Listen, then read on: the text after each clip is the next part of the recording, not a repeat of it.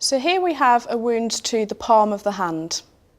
Wounds to the palm of the hand are going to bleed quite a lot because there's a very good blood supply to the palm of the hand itself. And we also need to be aware that it could have damaged tendons or nerves. So they need to go to hospital to get checked out.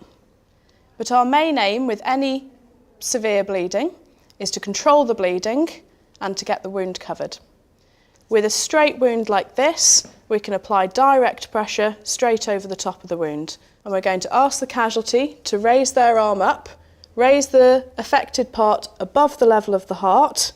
That way we can reduce the bleeding, control the bleeding, and think about covering it over. So if you keep the pressure on there for me, that's brilliant.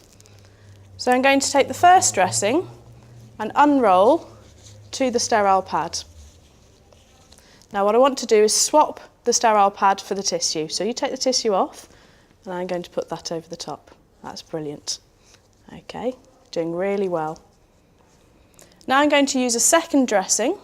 We're going to leave it rolled up and we're going to place it in the palm of the hand in the same direction as the cut is going.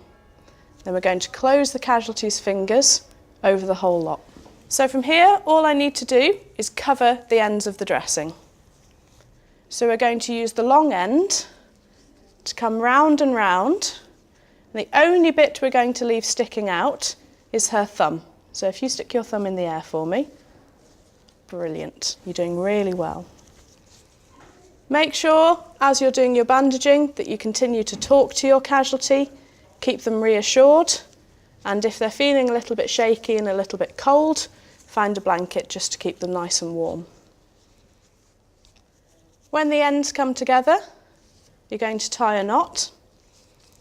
You can tie the knot around the wrist, just make sure you're not going too tightly and cutting off the circulation. And the best way to do that is to use the thumb. So we can use it to do what's called a pinch test, where we just press on the finger for 5 seconds, and when we let go, we want to see all the blood rush back underneath. This tells us that although we've controlled the bleeding, we haven't cut the circulation off to the hand.